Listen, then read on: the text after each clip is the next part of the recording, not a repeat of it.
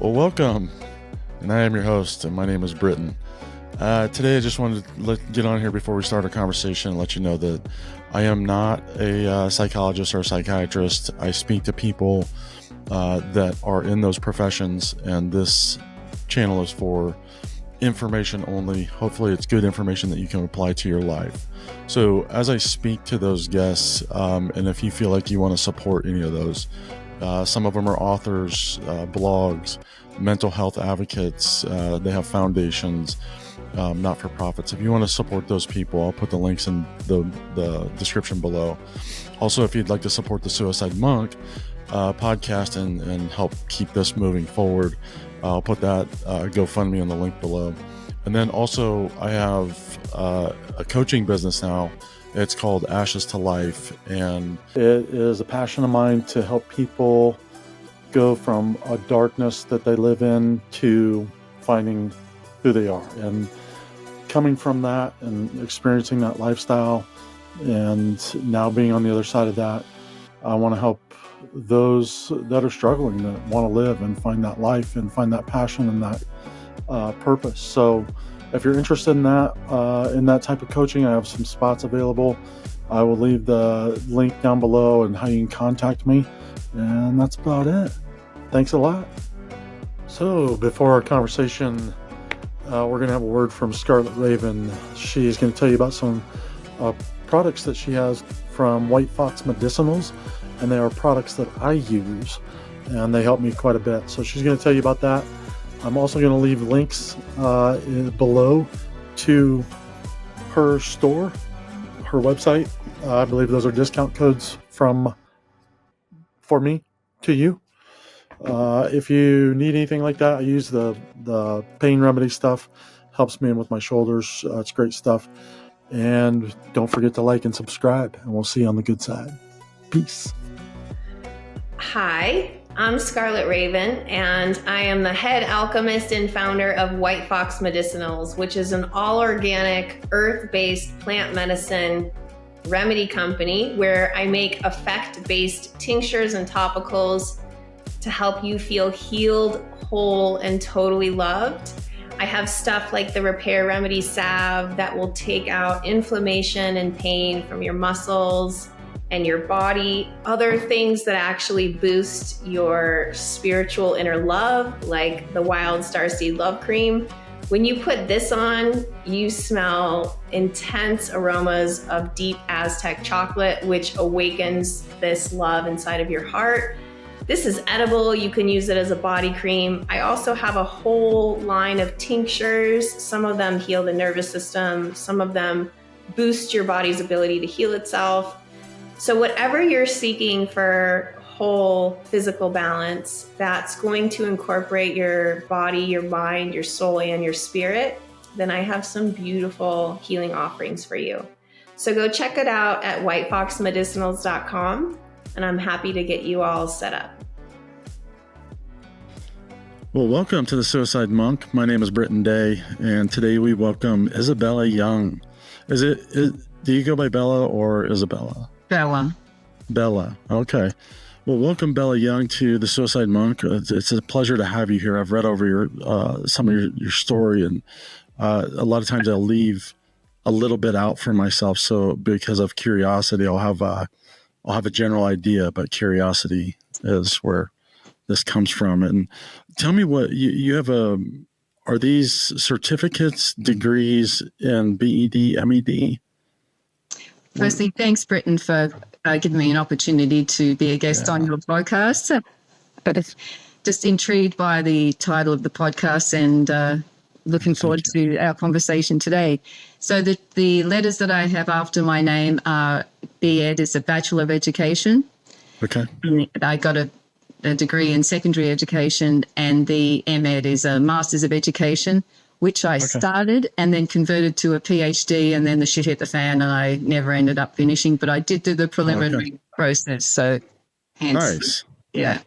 Well, I don't even know what the acronyms mean, so, and if that's what they are or not. So I'm very uneducated in a lot of ways. When it comes to book smarts, I'm not very smart. When it comes to street smarts, I'm highly intelligent. So, it's a different but I am self-taught in a lot of ways. So, excuse me. So I've always got curiosity about these kind of things. So you taught physical education and then outdoor education in Australia. Yes, that was my passion was really in outdoor education. So I taught outdoor activities, climbing and skiing and biking to high school students and in the corporate world. But the main thing that I focused on was we had a long-term program, a 6-month program for young people who had their first diagnosis of a mental illness, like they were diagnosed with schizophrenia or manic depression or bipolar disorder. And they came on the program every day. They turned up to our base, which was in a church, and we planned, we planned a 5-day hike, but we started off with like a half-day walk and then a day walk and then an overnight walk. And they were involved in all stages of the preparation. So they had to learn how to menu plan and then cook outdoors and pack a backpack and all that sort of stuff. So we did the bushwalking section, then we went on to paddling, depending on the weather, of course. And, we started off on a lake or on a dam even, then went on to a lake and then on to moving water. And the same with the rock climbing, started fairly low and easy and then got to some more challenging climbs. And it was an extremely powerful program. And the nature is such a powerful transformative medium. And then after I got pregnant and decided I better off not to be bashing around in the bush. So I started my master's and was studying the qualitative and quantitative effects of these programs on participants. So I interviewed them and they did like the Tennessee self-concept scale and the Rotter locus of control. They did those questionnaires before, during, and then I followed up 6 months after, and that was what I was working on my PhD. And then what were some of your results on that and putting the youth in that atmosphere? What did it do for them? Because when you get diagnosed, you have this element of discomfort with a label, or it's actually can be quite damaging to be labeled in that way.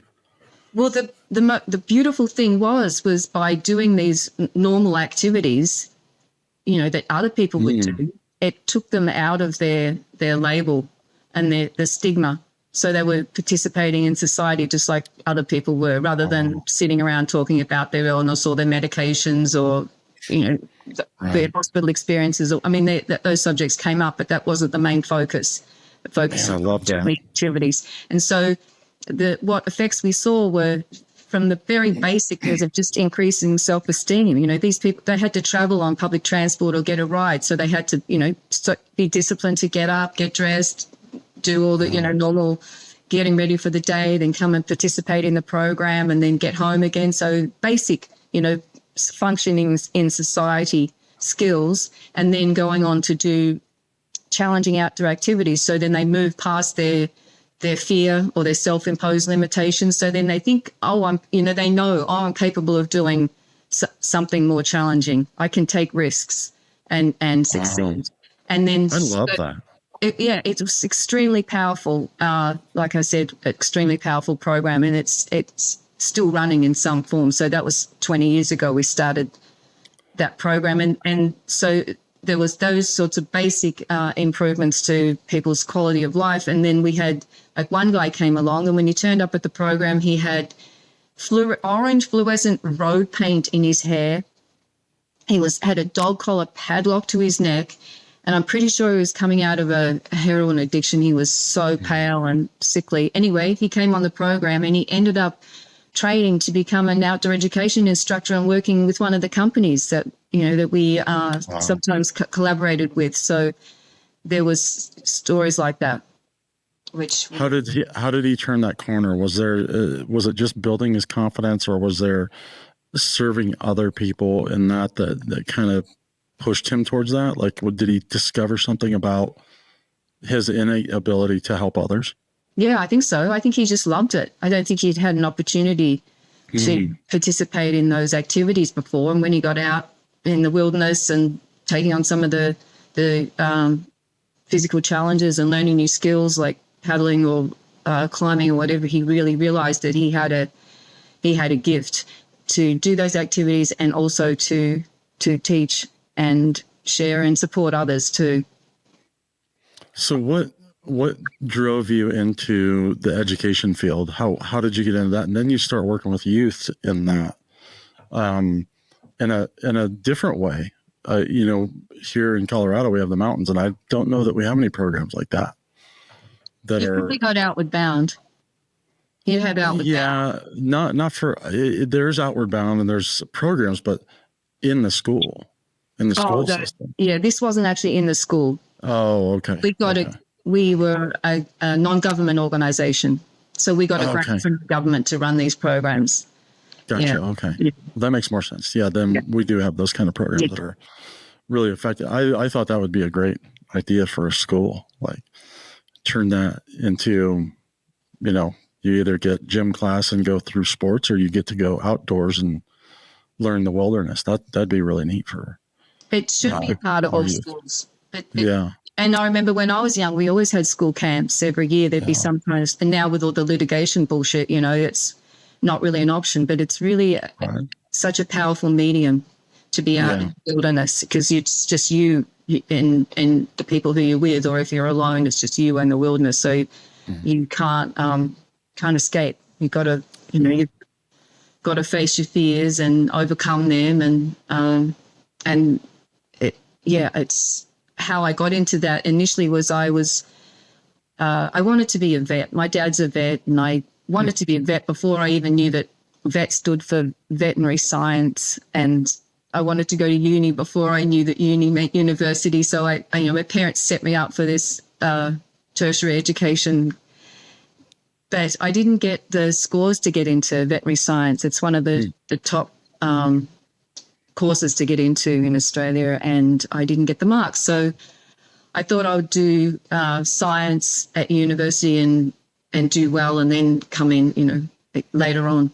But it didn't work out that way, and I'm really grateful that it didn't, actually, because now as an adult, seeing what vets have to do as a job, I'm really glad I don't have to deal with that every day, because it's certainly not a glamorous job. It's you got to deal with a lot of grief and stress and pain and suffering, and that's not just of the animals too. So I ended up leaving. I deferred from university, which was a word that was never supposed to be used in my household, because once you drop out of university, then you're a dropout. So I dropped out, and I went up to a school camp.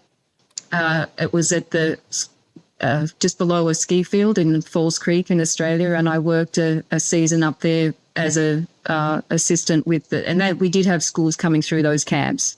The Victorian Education Department had a number of school camps around the state, and schools could, bring their students up for a week-long camp. And so I was helping out on that. And that's where I really fell in love with outdoor education. I thought, this is what I want to do. And I went and did a 4-year physical education degree and majored in outdoor education. And it was so the final year was the outdoor education major. So we did a whole lot of outdoor activities, from scuba diving to paddling, climbing, skiing. And it was through that I met the man who became my first husband. He was actually the instructor on one of those activities. So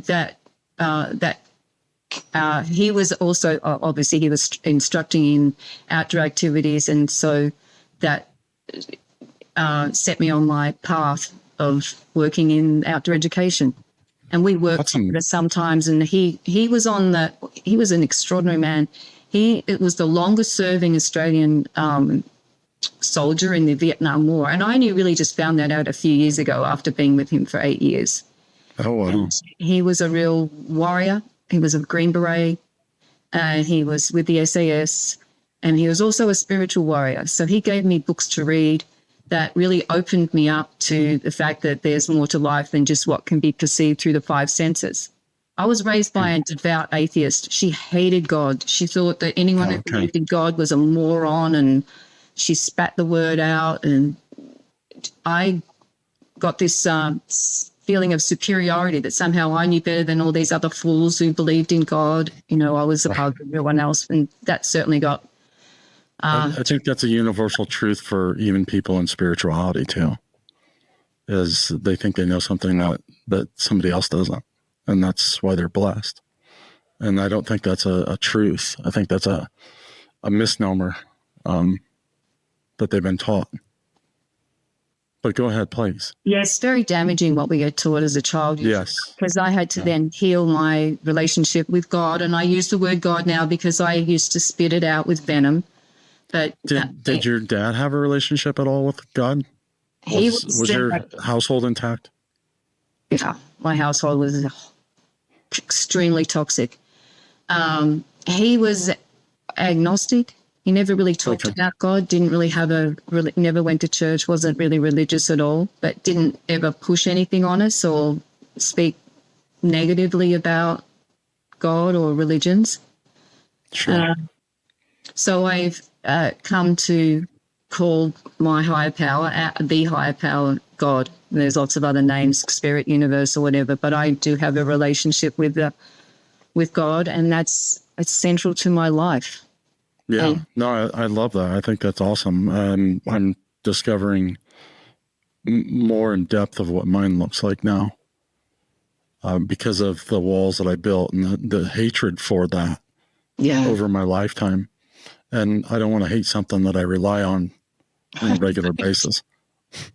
It's one of my most profound pieces of company or entities of company is my belief system, because I do spend so much time alone. Yeah. And I'm angry at this very thing that I think created me. So, you know, it's a conundrum, but soon to be solved. I've been angry at God many times. Like that's what I'm done. That am I out? No. It's all over. Yeah. But end up coming back to serving God. That's really my deepest desire. That's what I've dedicated my life to heal and serve. In fact, I used to hear that. And people say hearing voices. Well, I do hear. I do hear voices. I do hear instructions. I do feel impulses, and I can feel myself being guided. I know I am being guided. And what I heard most strongly once I started to connect with God was to heal and serve. So that's still really what I'm doing. Yeah, it looks. I mean, you have quite. As I looked at your bio, you have quite the resume of your life and what you've gone through and what you've done and what you continue to do. I like that. That's you've been published and you had some birthing stuff, Lotus Birth. That was an article that you on natural birth, I believe. And then go ahead. So what my mother would call my first cult. No, in fact, my family was my first cult. This was probably my second cult. It wasn't a cult. It was a healing center outside of Melbourne. And they were very eclectic in what programs they offered, a lot of shamanic work and breath work and body work. And one of the teachings that was brought through that center was, and it's not originally from that center, but in Australia, it was the first place to practice lotus birth. And lotus birth is leaving the umbilical cord attached to the placenta. So birth the baby and then birth the placenta and leave the baby and the placenta attached until the umbilical cord naturally dries up and then drops off from the umbilicus. And was that an ancient practice, or is it something that was practiced before? I'm not familiar with a lot of births, so I don't know how ancient it is, but it was what I called received by a woman called Claire Lotus Day, who was from the States. She was the first one to teach about it. And the purpose of it is to keep the being intact, because the baby grows with the placenta. It's like the other half of the baby. That, you know, it's its food source, and it clears out, you know, waste products and stuff. So the baby's like life force or life-sustaining entity, really, the placenta. It's not just a piece of meat. It's not at all, it's a sacred thing. And the Hawaiians actually they understand that too. They actually call it a relative of the baby. It's related, which it is related. It's actually the egg will divide and one part becomes the baby and the other part becomes the placenta. So by keeping the baby and the placenta together after birth, it keeps the being more intact, because it's enough of a shock to come through into this dimension with all the, third dimensional, stuff. So to not add another shock of being separated from the placenta. So the interesting thing about that process is that usually the placenta will drop off the baby quicker than if the cord's cut and there's that little stump left behind. Like, it only takes about maybe 3 days. In fact, it's getting less over time for some reason, I don't know, but it takes about 3 days. It just means that there's a sacred space created, because you can't go really just get in the car and go out or pass the baby around everywhere. You have to create like a womb on the outside of the womb. And it's, you keep it quiet, and there are people who come and serve and bring food and just create a really nurturing space for the baby to arrive in and embody itself into its physical form. And so it's kind of honoring the beginning of life in a totally way. honoring. And also the placenta, in my mind, the placenta belongs to the baby. So who am I to cut it off and, make I felt like I would be imposing my timeline on the baby rather than letting the baby choose when to let the placenta go. And there's other things like the placenta the cord has cord blood in it, which is extremely rich in nutrients, and that's important for the baby to receive. And often babies who have their cords cut they get jaundice and they lose weight because they've actually they've been deprived of that cord blood. So leaving the placenta intact, I thought it's a really honoring, sacred practice. Yeah, for some reason it makes sense to me. Yeah, it makes sense to me too. You can't go to Walmart with your newborn baby and you can't, pass it around like a football. It's definitely not what we've been taught, but it makes sense to me. So many things are not being taught. The same with the breastfeeding too. Like I did child-led weaning. So it was up to the child to finish weaning rather than me decide when that's up. Yeah. So that it's not really, if I'm giving life to a baby, I want that baby to be responsible for his or her own life, not me just introduce all these, all my timings and beliefs and all that. Right? Sure. Yeah. Well, that's fascinating. That was really interesting. It's totally not in my vocabulary or thought process, like how that. So it's very fascinating and interesting. I think that's really great. Most people have never heard of it. No, I've never heard of it. Yeah. But fascinating. I mean, it kind of makes sense to me for some reason. It's definitely not something I've been taught. The typical, the most sort of advanced thing that happens now is delayed cord cutting. They'll wait till the cord stop pulsing and then cut the cord. Yeah. Yeah, we're entering into an age where old practice is starting to redeem itself because of natural healings and natural medicines, because people are just tired. They're tired of they go to the doctor and they're broken, and they're still broken when they leave the doctor, and years down the road, they're even more broken. Right. And it just doesn't make sense.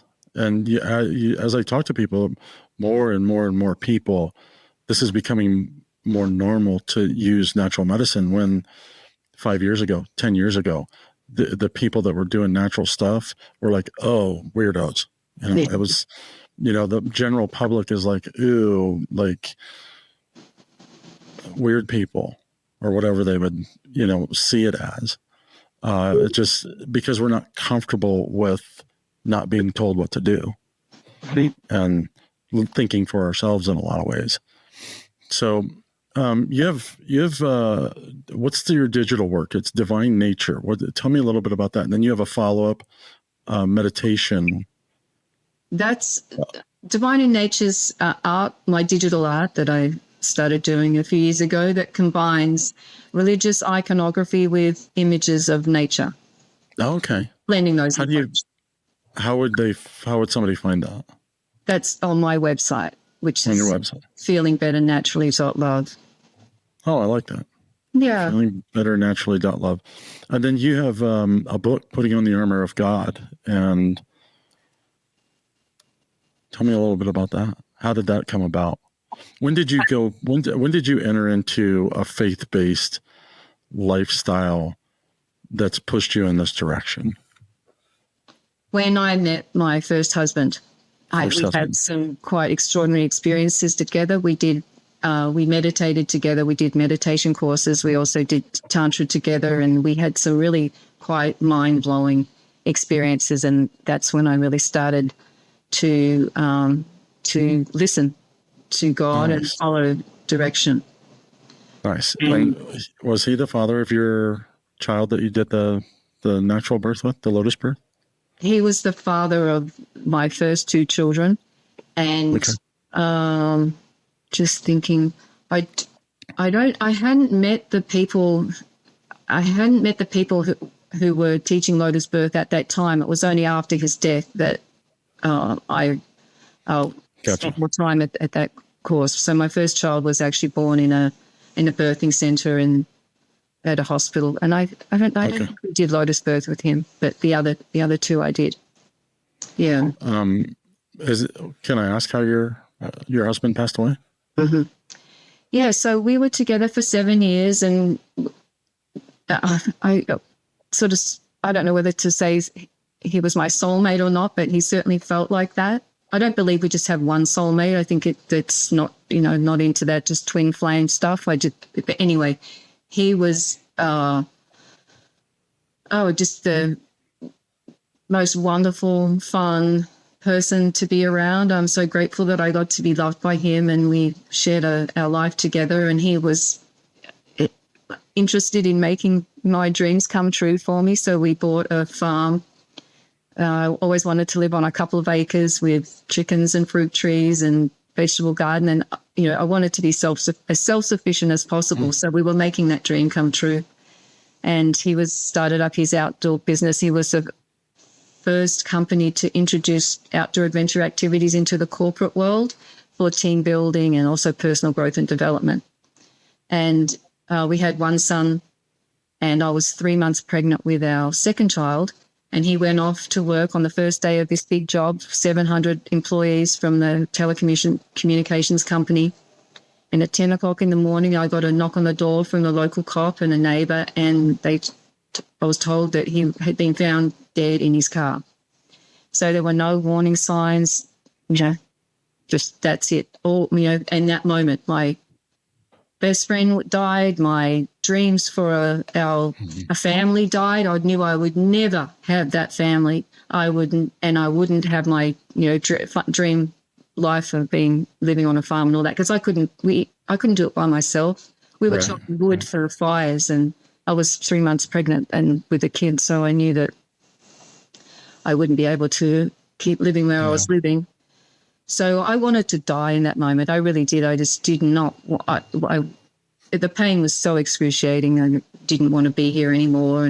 But I had one child, already, and another child growing within me. So I couldn't take myself out. It just was not right. So I spent years.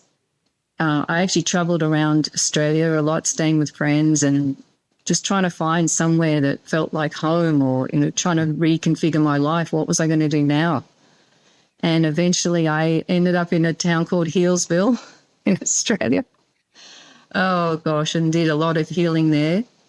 And I, as part of that, I did a course called, at that retreat centre I was talking about, it was called Dying to Live.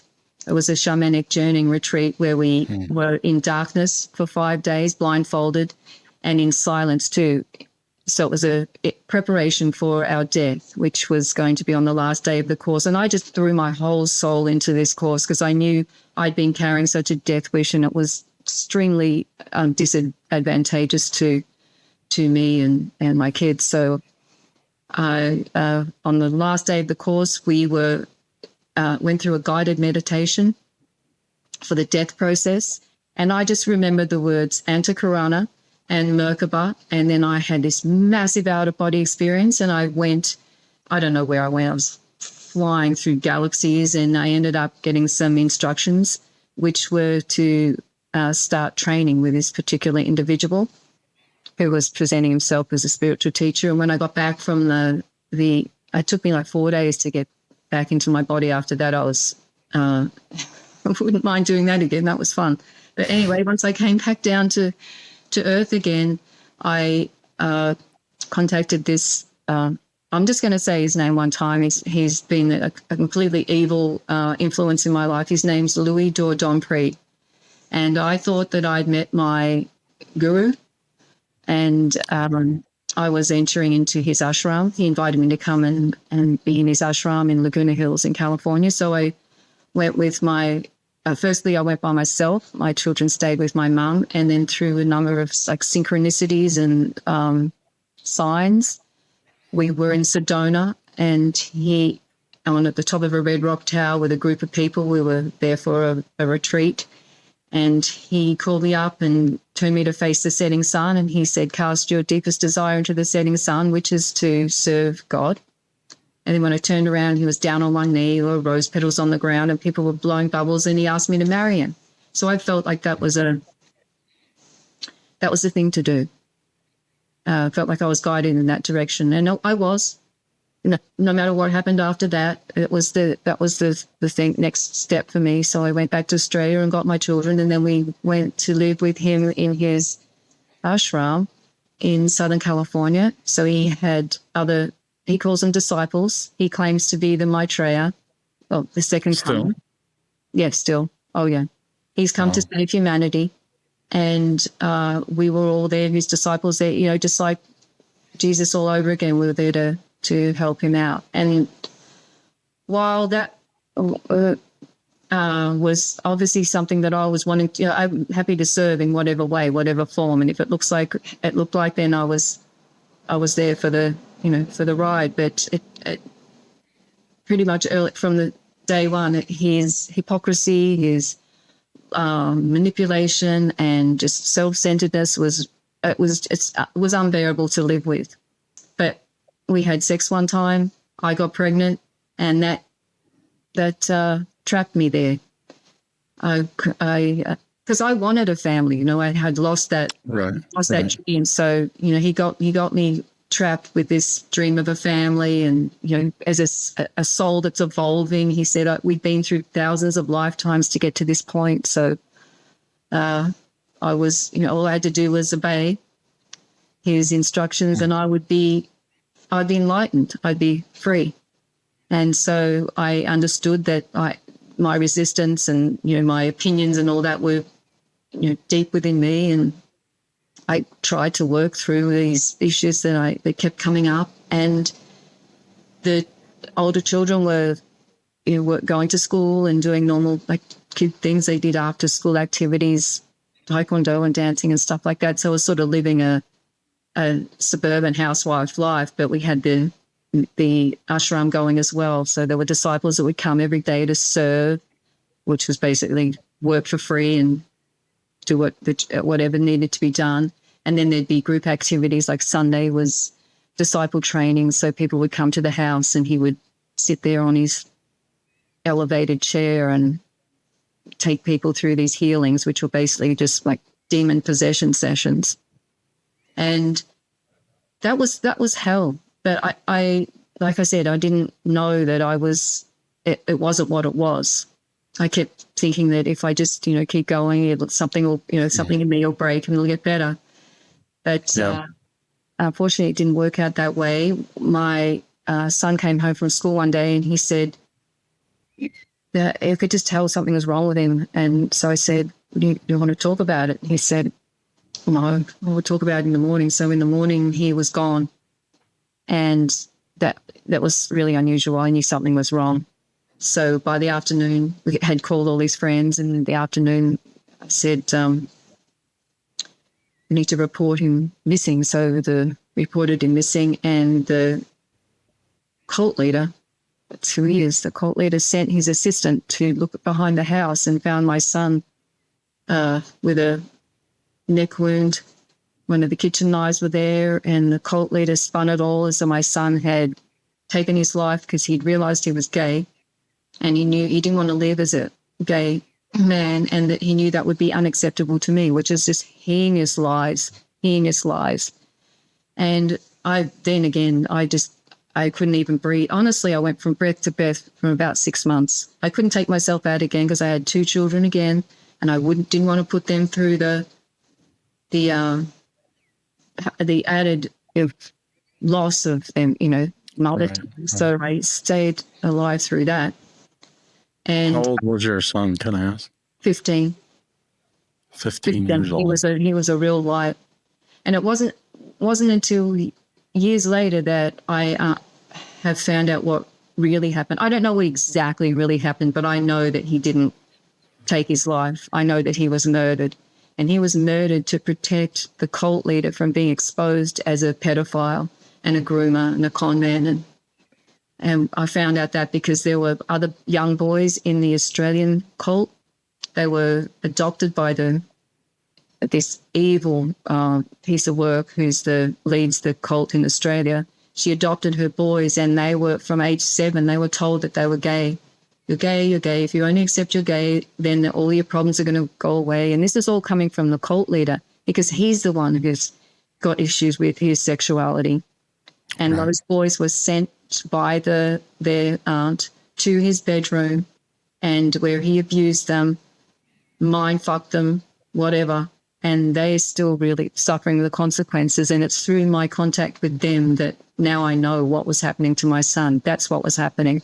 And my son would have not wanted to be a part of that. So he was taken out because he was going to be a problem. He was not going to participate, and he was going to blow the whistle and expose this evil piece of work for who and what he is. So after my son passed and I was able to get back up and on my feet again, the cult leader wouldn't let me go because firstly, I had his child, and within Californian law, you're not supposed to move within 2 hours of a parent. And I didn't want to stay I didn't even want to stay in the States. I really wanted to go back to Australia, but of course, that was against the law. And he also said to me that because we'd been through all these lifetimes, thousands of lifetimes together, that if I left him, I'd be turning my back on my relationship with God, my Dharma, and ultimately myself. So I had to work through that. I went to see this guy who was he used to be the cult counselor, because we're all so broken, we had to do all these things to heal ourselves, like see a kinesiologist as well as have regular sessions with the cult leader and regular sessions with other cult members. And then there was this guy who was like a counselor, and I never went to see him in the cult. I really wasn't a very obedient disciple, and that was another reason I was blamed for my son's death, was because I hadn't been obedient and I hadn't given my son the life he wanted with, living in this beautiful family, the divine family of some bullshit. Walked into through the door of this guy in his office, and he said, "You know you're in a cult, don't you?" I said, "No, I don't know I'm in a cult. I thought I was in a ashram with my guru." And he said, "Go home and Google cult characteristics." So I went home and Googled cult characteristics, and sure enough, there's the charismatic leader who's the arbitrator of truth, who controls everyone's everything, sleeping hours, what they do during their waking hours, what they sleep, who they sleep with, if they sleep with anyone, changes names, separates you from your family, everything, check. And then there's all the things like I learned about gaslighting, which is basically making someone feel like they're going crazy. It comes from this play in the 1930s where the husband, the house was lit by gas in those days, and he would purposely adjust the lighting, the gas lighting.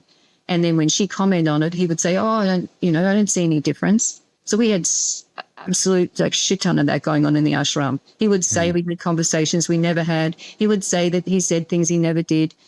I remember the first one. When I track back now, things like this. Oh, yeah. So everyone had to be following all his orders to the T, or else there were consequences.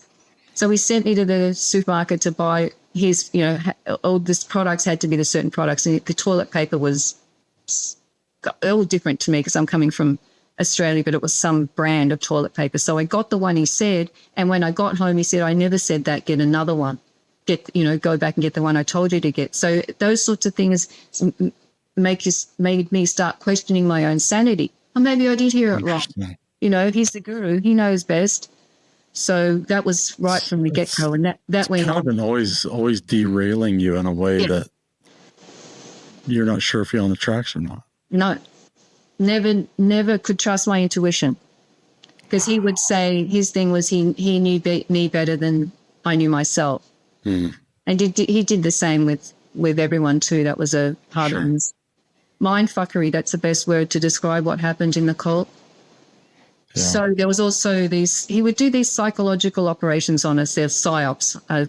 They're a thing that happens to humanity on a bigger scale. But he said that our daughter was an embodiment of a Hindu deity called Lord Ganesha. And she was here to remove the obstacles that stood between me and God and me and him and everyone else's obstacles or whatever. So he had that going and had her worshipped. She was put up on the chair with him and venerated. It was so, oh my God, I had to put a stop to it. It was so damaging. It was really practice. Because that's set up for, I had 2 other children. So they were supposed to be like worshipping their sister. And he did so much fuckery. Like he told my kids that I loved them all differently. He told them that I loved, my youngest daughter more than my other 2. And it's set up such a toxic relationship for us all, really. And once I was understood that I was in a cult, then I said I have to leave. And I'm sure that the only reason that he let me go is because he knew that if he didn't let me go, he'd have another death on his hands. So I was clawing at my wrists. Oh my God, I was in so much pain. And I found out later that my parents, who had been divorced for a long time, actually went together within a year of me leaving Australia to a cult expert to get some advice. And I don't know what he told them, but I think he said, just wait till the kids are over 18 because you can't really do anything now. There'll be problems with the law with international law if you take them. So they no one said anything to me. Not one person, even though my friends knew. They knew, my family knew. And my family also had the wherewithal, the money, the time and the resources to have done something like had this guy followed and had photos taken of him and getting of him with his, because while I was in a celibate marriage, after that one time, he never touched me again in an intimate way, never had sex with me again. He said that I was too needy, too much like a man. I didn't deserve him. And ultimately, celibacy was for my highest and best, just like a monk, right? He's telling me that's how I need to live, or a nun. So while that was happening for me, I'm in a celibate marriage. He's not. He's living his promiscuous gay lifestyle. He never even stopped, never missed a beat. He's out there. He's got Grindr accounts. And he's having sex with the male cult members. He's convincing them that they're gay. Well, let's just explore your issues. And then he's got this like trysts going with each of the men who they all think they're special to Guruji, but he's really just playing them all. He still does that. Still heaps of marriages are broken up. And anyway, I had to leave because otherwise I would have left this earth. And Oh, yeah. Yeah, I understand that. Yeah. So it was a messianic cult? Is that? Well, can you explain that? Yeah. So a messianic cult, the cult leader believes usually he, sometimes a she, but usually he is the Messiah. Oh, wow. That's just what that means. Wow. Yeah. So interesting. And they don't put him in a hospital for delusions. Yeah, that's one place. It's to lead people. That's interesting. Yeah, he's still running the show.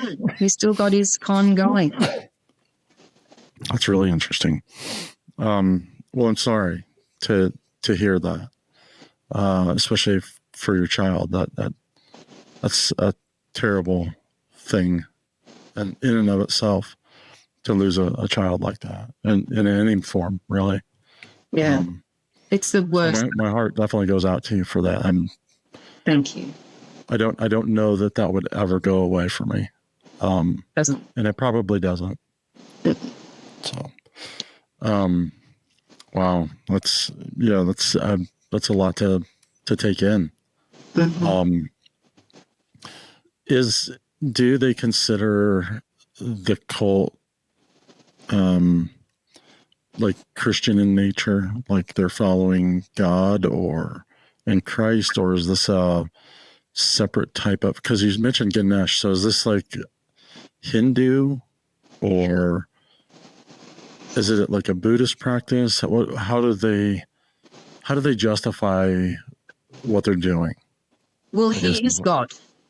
He is God. Oh. He's Christ. He's the second coming. He's basically, Jesus back again.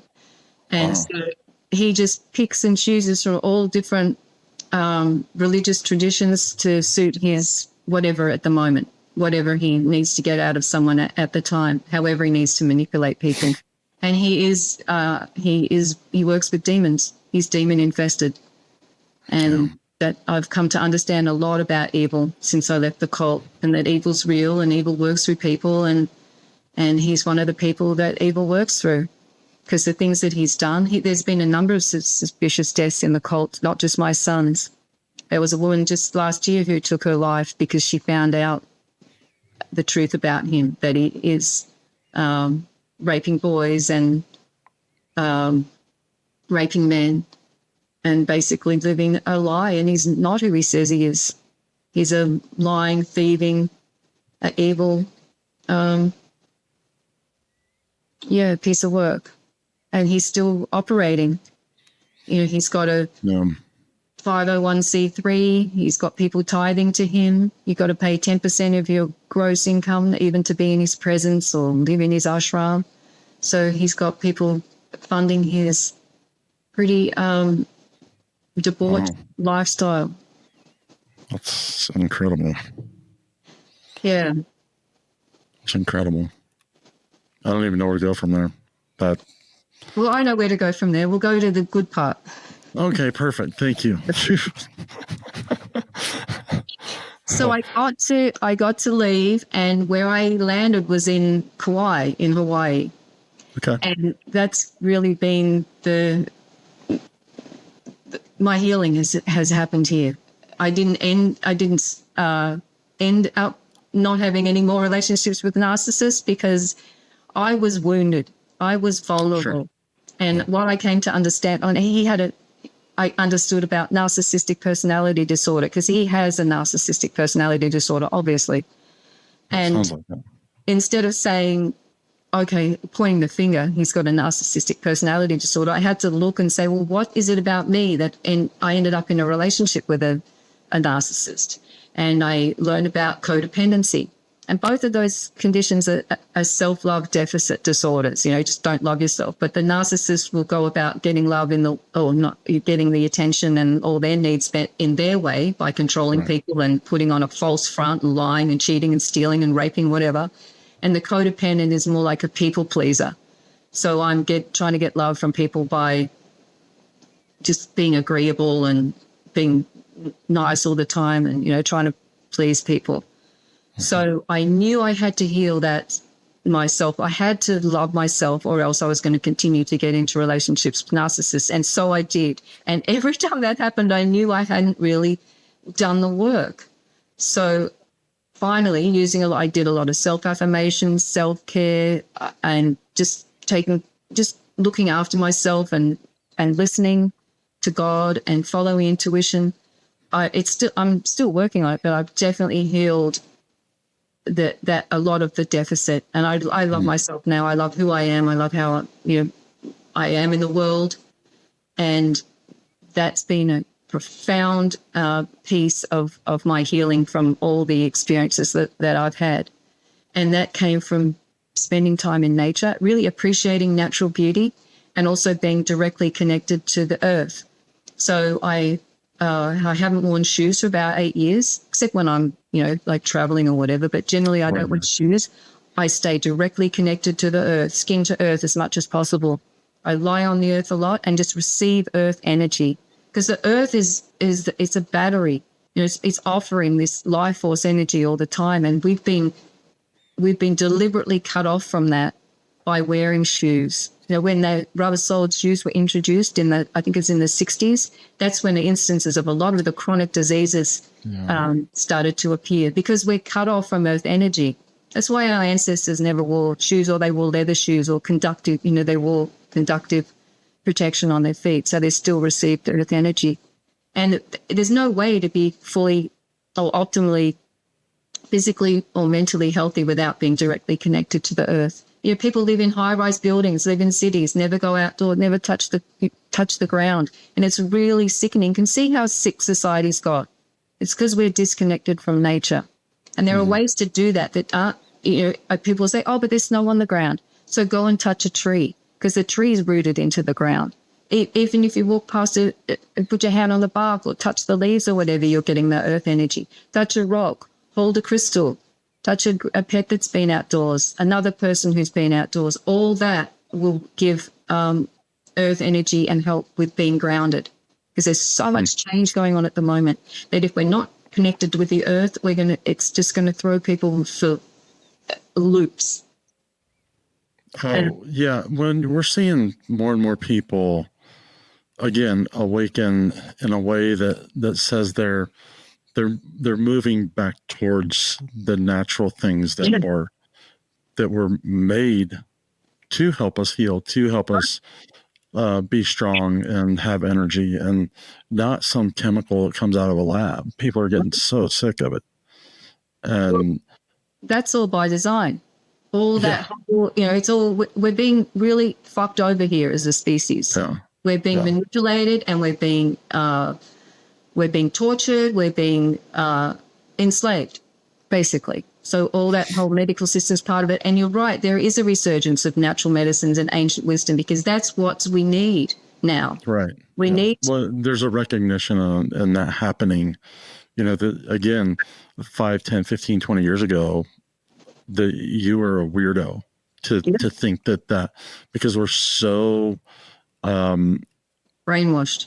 Yes.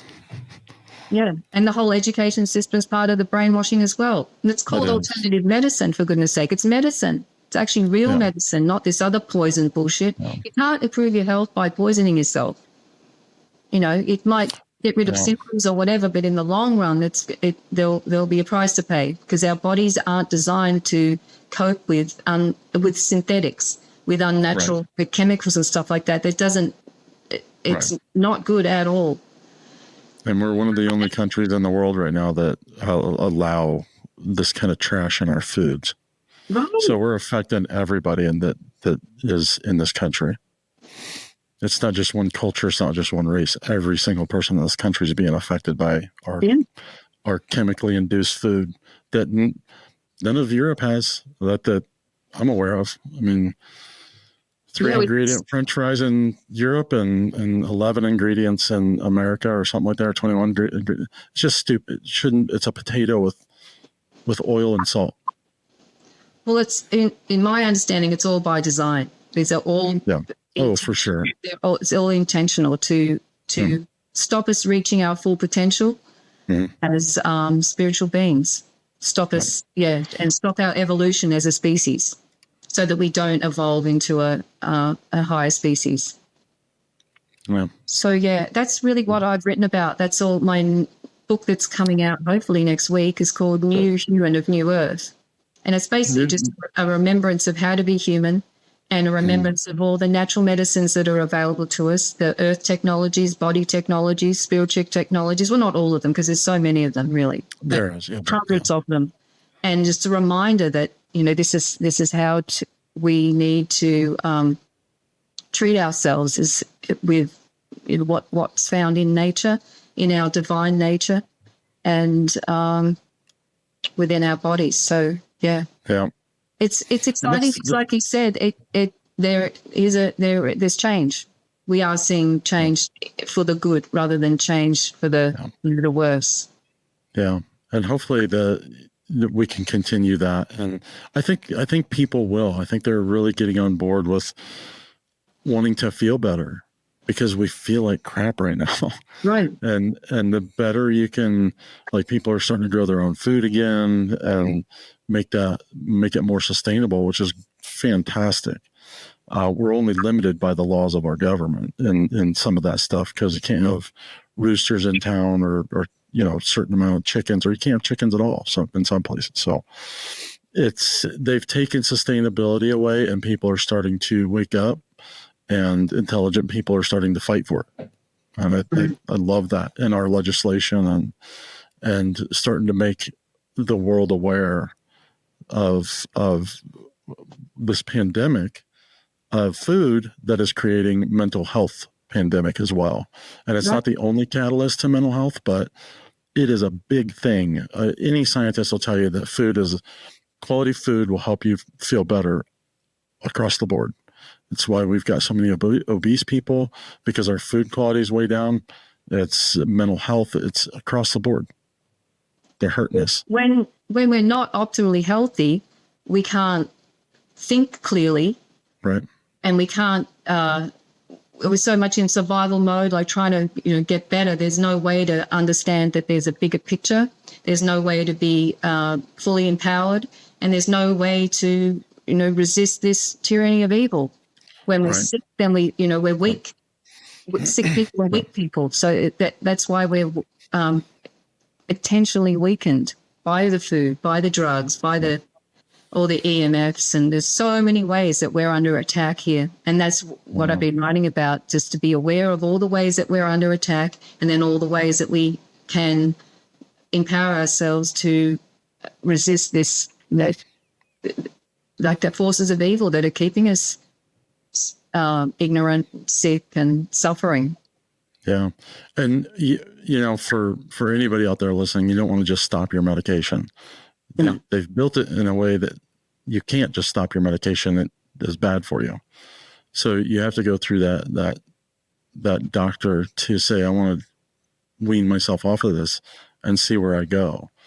But you should only do that when you start feeling stronger mentally. And I went off my medication because I was tired of being numb. I'd rather feel something than nothing.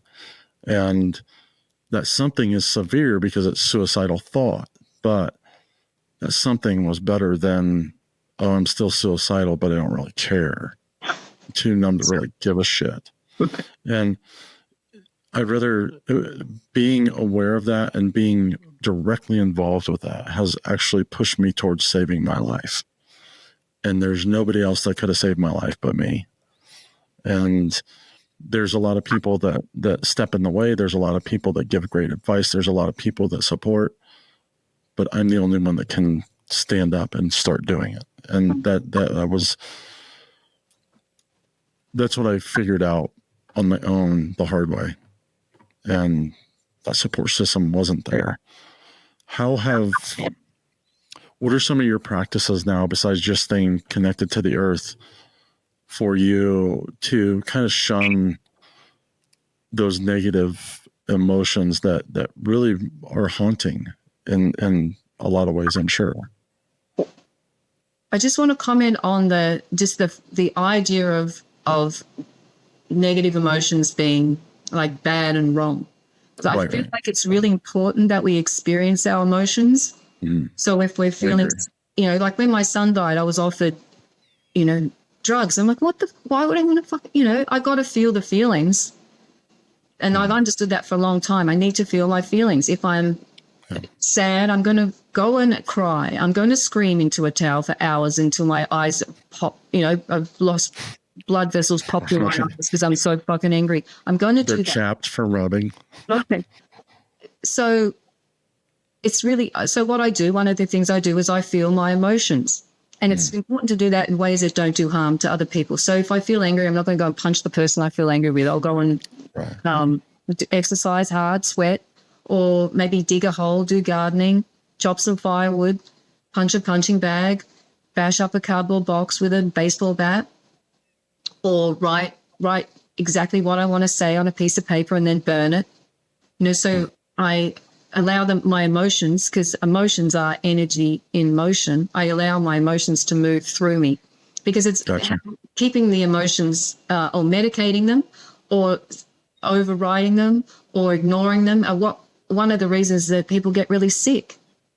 It's one of the reasons why people get cancers. It's like stored anger or, or resentment or whatever. It's really important to allow our emotions to move through us and not be afraid of that, afraid of the storm, because it will pass. It does pass. And with grief, that comes in all sorts of ways at different times, but to be unprepared for whatever it is that's presenting itself, for me to be honoring of that. And now that I've done that over many years, I don't get those super strong emotions anymore.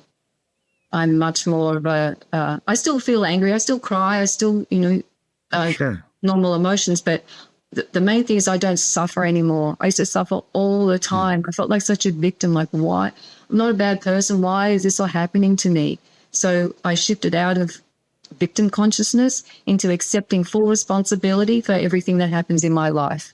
Yes, I have been a victim, and yes, there's been people that have done me wrong and all that and hurt me or whatever. But ultimately, on some level, I wanted, chosen, created everything that happened in my life because I'm here for soul evolution, and whatever's happened is what has been needed for me to move through whatever it is my soul wants me to, get from A to B. So here's all these experiences, and, feel, emote, or whatever. So that's one thing that I do is honor my emotions and, like I said before, stay connected to nature. The main thing that I do every day is I sun gaze.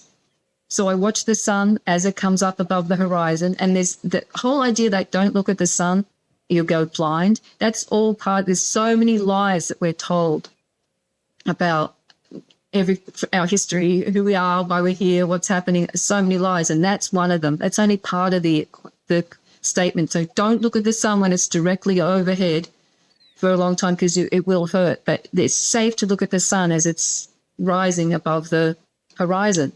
Right. And this whole show here is all about light. Light is key to everything. Light is information, and light is evolutionary information. And now we have the highest frequencies of light coming through our sun, because our sun's a portal to other suns and the great central sun and the galactic center. And so the light that's coming now, there's been this evolutionary upgrade, and we're getting bombarded by the highest frequencies of light.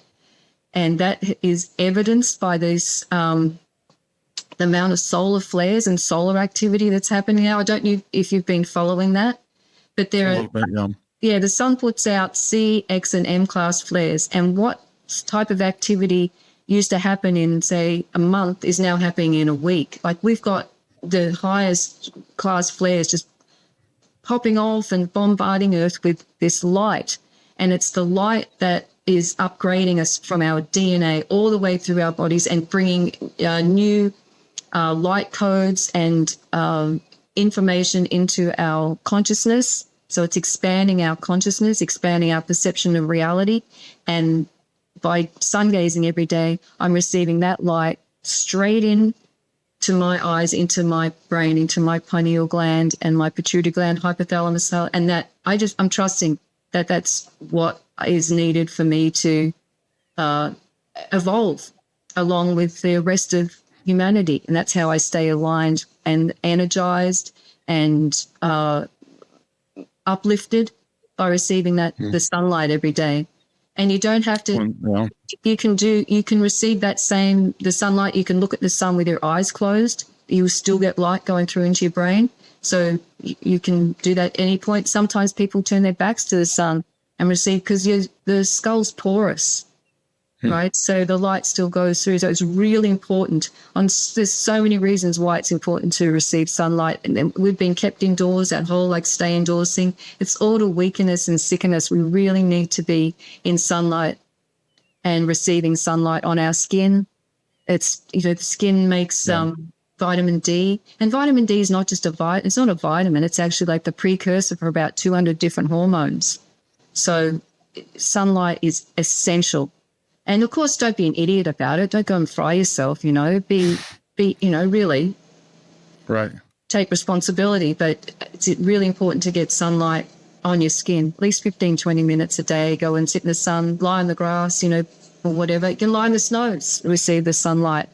But that's my main practice. And I know that I receive information, and that information has helped me to write this book, to know what videos to watch, what books to read, what teachers to listen to. And, Yeah, look forward to it. That's really cool. Yeah. And here's another one too, is just appreciate the beauty of nature. Yeah. Because Stop and smell the roses. Smell the roses. Take time to smell the roses. Really do it in the supermarket. Look at the flowers, admire them. Just bring plants indoors. Just be immersed in nature, because nature is the healer, the ultimate healer. It's balm for the heart and salve for the soul. It really is. Yeah. And so and even if you can't get outside, to be like I said, bring plants indoors, eat living foods, sprout your own sprouts to get the, that life force energy into your body. Drink the highest vibrational water that you can, spring water. Listen to the sounds of nature. If you live in the city, instead of being, scrolling or whatever, just put on some bird songs or water sounds or rain or ocean waves or whatever, because we have this physical body that needs nature to be optimally healthy. And unless we actually spend a lot of time outdoors, we're seriously deprived of what we need to be optimally healthy. Well, in that morning sun, I have some friends who are professional athletes, and they sit in the morning sun because the infrared is healing. Yeah. And infrared light will penetrate the skin. It gets into the skull. It gets into so you have neuroplasticity that starts to happen when you enter into that. Really interesting. I thought that was fascinating. It's not about the physical healing as much as it is the mental healing, and another catalyst to help that neuroplasticity to continue because of, concussions and the rewiring of that brain when they get hit, and now trying to rewire that brain and back into its normal state and giving it that neuroplasticity. And the sun's very, very powerful in that regard. So yeah, I like that. That's awesome. Yeah. Do you have anything else that you would like to say before we shut this down and go on? Do you have any other words of profound wisdom or advice, or something that has really, maybe something that's profoundly changed your perspective on you, or something that you've done that would maybe benefit somebody? There's so much to say. There's so much more to say. I feel like I'm barely scratching the surface, but I think it's important to understand that there are so many ways that we're being dehumanized, we're being programmed, mind controlled, poisoned, weakened, and it's important to be aware of that, the fact that that's happening. How do you become aware of that? Just first off, understand that devices like televisions and cell phones and computers, they're not just benign. They're actually mind control tools. The television is one of the most powerful mind control devices that there is. It's not just an entertainment device. There are light codes and subliminal images, and just the whole way that a television operates. It's a mind control device, and the fact that it's called programming for a reason. And one of the most orange. Within all these systems, they tell you what they're doing. And when I say I don't know exactly who they are, but humanity is under attack by forces that are non-human, subhuman, and anti-human. And all the systems that we have in place that we think are just normal, like education and banking and finances and the medical system, the religions and all that, these are all systems that keep people enslaved and ignorant about what's really going on. The fact that we are here as a we're spiritual beings here to evolve. But these systems don't teach us about who we really are and why we're here and what we can do while we're here. They've got us that 9 to 5, that wage slave system, the debt slaves. So how you be aware of it is just to, instead of thinking, conspiracy theory, just take a look. Just start investigating. Look at some of the things that go on. Look at, really look at what 9/11's what really woke me up to that. Like, look at that. Those buildings aren't collapsing. And, really, if you just watch that without all the bullshit that you can see what's happening. And then why? Why was that done? The same with that whole scamdemic that just went down. That was just a complete mindfuckery for people. Yep. And that was just to realize that whatever the government is pushing out is not for our best interest. It's just not. Neither the reason why there are two sides is to keep us divided. There's the Hegelian dialectic, divide and conquer. It's used all the time, the time. Yeah. And so it's just to question everything. That's why we have the most obese country in the world. That's exactly why we have the most obese country. What are we going to do if we're too big to get out of our chairs? Fight? No. Oh, yeah. We're not going to defend this. We're not going to defend this country. They've already predicted this in movies over and over and over, and people are blind to it. They're willfully blind. That whole filmmaking industry, the whole Hollywood thing, that's just brainwashing and mind control and programming. So you think something's good. Because we're creative beings. We're divine creative beings. We're the infinite power of infinite power. So we've been hijacked so that our creative powers are being used to manifest a dystopian nightmare already. Just think if we all started to enter into what we were naturally meant to be. Right.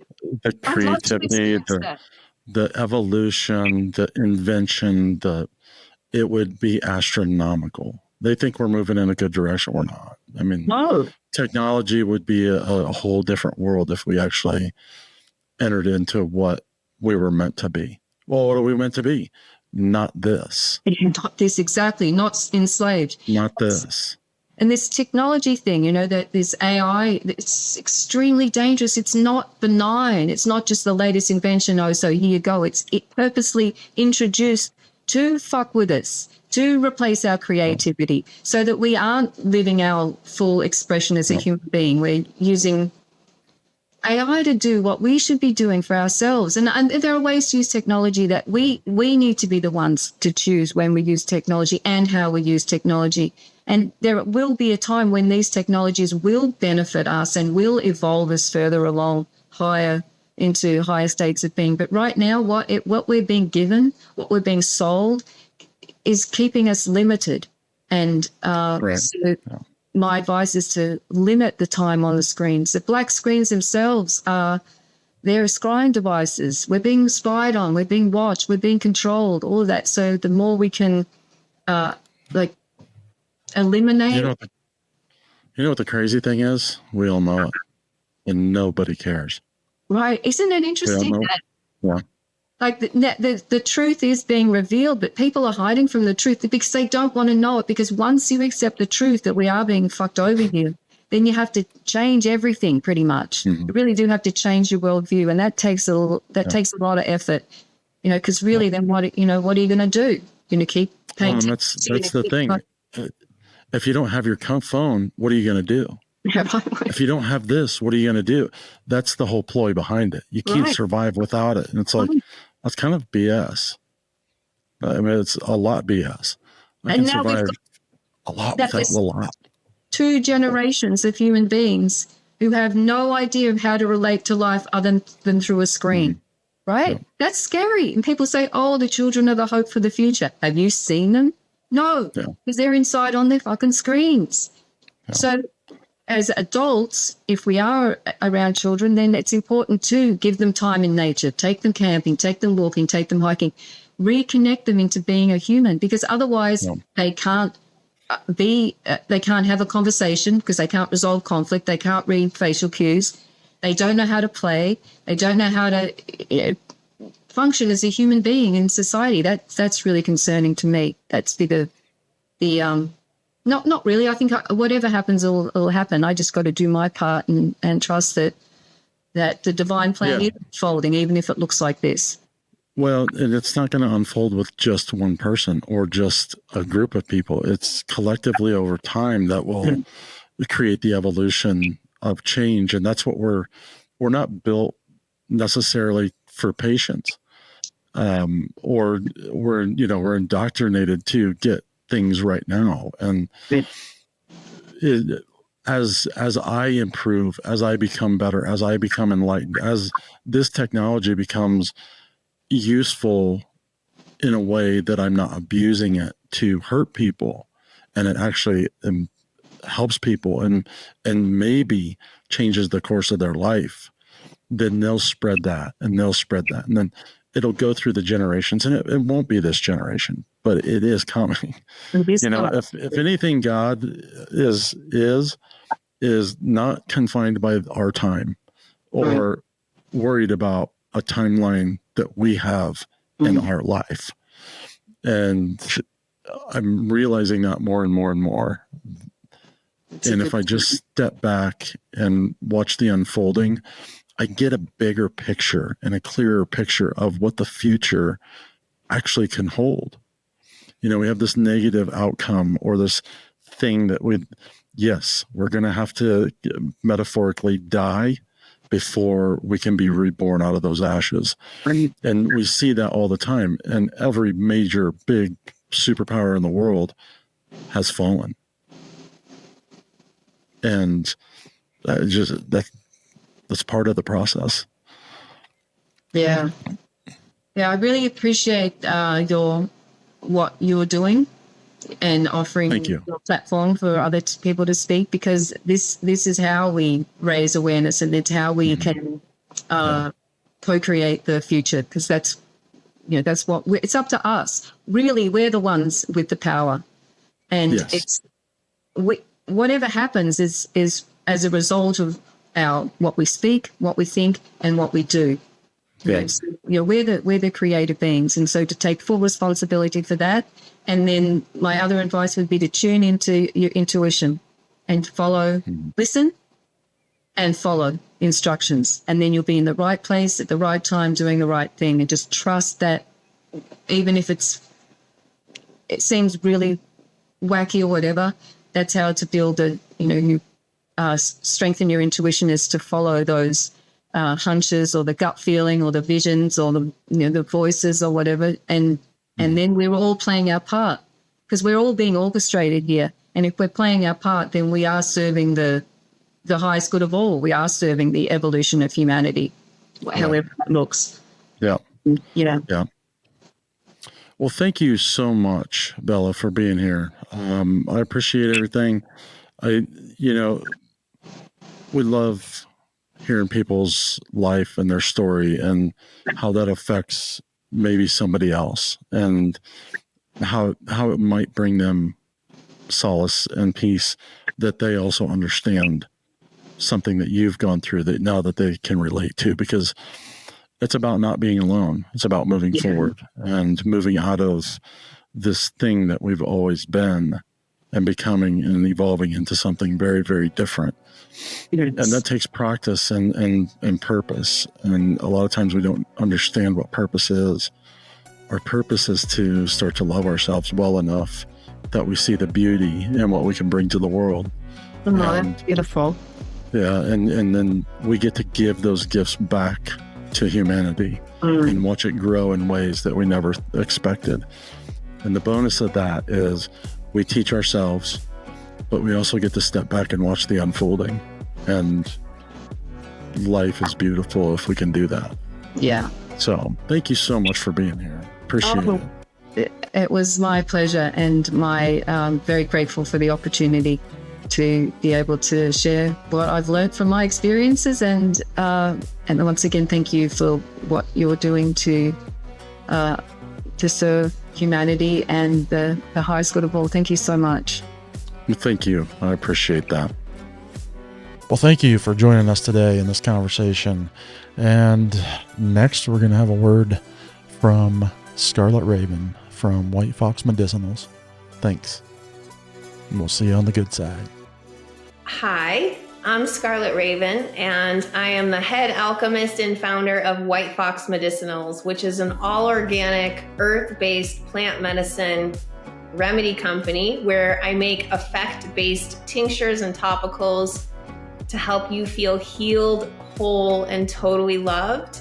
I have stuff like the Repair Remedy Salve that will take out inflammation and pain from your muscles and your body. Other things that actually boost your spiritual inner love, like the Wild Starseed Love Cream. When you put this on, you smell intense aromas of deep Aztec chocolate, which awakens this love inside of your heart. This is edible. You can use it as a body cream. I also have a whole line of tinctures. Some of them heal the nervous system. Some of them boost your body's ability to heal itself.